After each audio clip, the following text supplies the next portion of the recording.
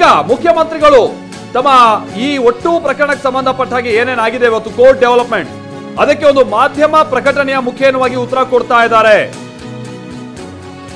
ಆದೇಶದ ಪ್ರತಿಯನ್ನ ಪಡೆದು ಓದಿದ ಬಳಿಕ ನಾನು ಪ್ರತಿಕ್ರಿಯೆಯನ್ನ ಕೊಡ್ತೀನಿ.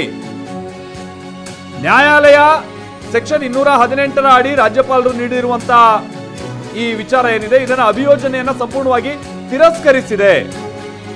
ರಾಜ್ಯಪಾಲರ ಆದೇಶದಲ್ಲಿನ ಸೆಕ್ಷನ್ 17A ಮಾತ್ರ ಸೀಮಿತಗೊಳಿಸಲಾಗಿದೆ. ಕಾನೂನು ಅಡಿ ಅಂತಹ ತನಿಖೆಗೆ ಅವಕಾಶ ಇದೆಯೋ ಇಲ್ವೋ ಎಂಬ ಬಗ್ಗೆ ತಜ್ಞರ ಜೊತೆ ನಾನು ಸಮಾಲೋಚಿಸ್ತೀನಿ ಅಂತ ಸಿದ್ದರಾಮಯ್ಯನವರು ಮಾಧ್ಯಮ ಪ್ರಕಟಣೆಯಲ್ಲಿ ಉಲ್ಲೇಖ ಮಾಡಿದ್ದಾರೆ. ಹೈಕೋರ್ಟ್ ತೀರ್ಪಿನ ಬಳಿಕ ಮುಖ್ಯಮಂತ್ರಿಗಳ ಮೊದಲ ರಿಯಾಕ್ಷನ್ ಇದು.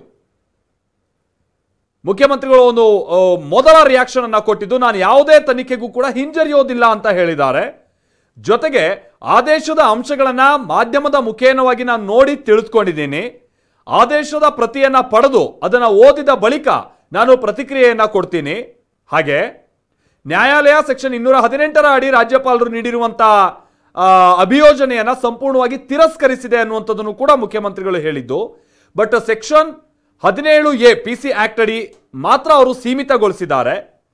ಅದನ್ನು ಕೂಡ ಇಲ್ಲಿ ಉಲ್ಲೇಖ ಮಾಡಿದ್ದಾರೆ ಮುಖ್ಯಮಂತ್ರಿಗಳು. ಹಾಗಾಗಿ ಕಾನೂನಡಿ ಅಂತಹ ತನಿಖೆಗೆ ಅವಕಾಶ ಇದೆಯೋ ಇಲ್ವೋ ಅದನ್ನು ನಾನು ತಜ್ಞರ ಜೊತೆ ನಾನು ಸಮಾಲೋಚನೆ ಮಾಡ್ತೀನಿ ಅನ್ನುವಂಥದ್ದನ್ನು ಕೂಡ ಮುಖ್ಯಮಂತ್ರಿಗಳು ಹೇಳಿದ್ದಾರೆ. ಅಲ್ಲಿಗೆ ಒಂದಂತೂ ಕ್ಲಿಯರ್, ಮುಖ್ಯಮಂತ್ರಿಗಳು ಈ ವಿಚಾರಕ್ಕೆ ಸಂಬಂಧಪಟ್ಟ ಹಾಗೆ ಇದನ್ನ ಇಲ್ಲಿಗೆ ಬಿಡೋರಲ್ಲ, ಕಾನೂನಾತ್ಮಕವಾದಂತಹ ಹೋರಾಟವನ್ನು ಮುಂದುವರಿಸೋರಿದ್ದಾರೆ ಅನ್ನುವಂಥದ್ದು ಅವರ ಈ ಮಾಧ್ಯಮ ಪ್ರಕಟಣೆಯಲ್ಲೂ ಕೂಡ ನಮಗೆ ಕ್ಲಿಯರ್ ಆಗಿ ಗೊತ್ತಾಗ್ತಾ ಇದೆ. ಬಹುಶಃ ಅವ್ರು ಸಲ್ಲಿಸಿದಂಥದ್ದು ಒಂದು ರಿಟ್ ಪಿಟಿಷನ್ ಆಗಿದ್ದಂತಹ ಕಾರಣಕ್ಕಾಗಿ ಇದನ್ನ ಅವರು ಡಿವಿಷನಲ್ ಬೆಂಚಲ್ಲೇ ಅವರು ಅದನ್ನ ಪ್ರಶ್ನೆ ಮಾಡೋದಕ್ಕೆ ಅವಕಾಶ ಇದೆ ಅಂತಾನೂ ಕೂಡ ಹೇಳಲಾಗ್ತಾ ಇದೆ. ಅದಾದ ನಂತರ ಸುಪ್ರೀಂ ಕೋರ್ಟ್ ಹೋಗೋದಕ್ಕೆ ಅವಕಾಶ ಅನ್ನುವಂಥ ರೀತಿಯಾಗಿ ಬಹುಶಃ ಮುಖ್ಯಮಂತ್ರಿಗಳ ಅಕ್ಕಪಕ್ಕ ಈ ರೀತಿಯಾಗಿ 16 ರೀತಿಯಾದಂತಹ ಸಲಹೆ ಸೂಚನೆಯನ್ನು ಕೊಡುವಂತ ನಿಟ್ಟಿನಲ್ಲಿ ಕಾನೂನು ತಜ್ಞರು ಇದ್ದೇ ಇರ್ತಾರೆ.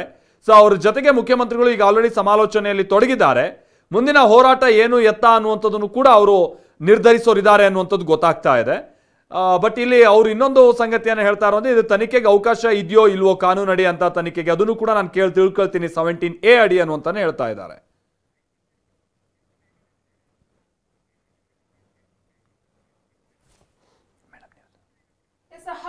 ಪ್ರಾಸಿಕ್ಯೂಷನ್ ಕುರಿತು ಹೈಕೋರ್ಟ್ ಕೊಟ್ಟಿರುವಂತಹ ಮಹತ್ವದ ತೀರ್ಪಿನಲ್ಲಿ ಏನೆಲ್ಲ ಅಂಶಗಳನ್ನ ಉಲ್ಲೇಖ ಮಾಡಲಾಗಿದೆ ಅನ್ನೋ ಡೀಟೇಲ್ಸ್ ಇಲ್ಲಿದೆ.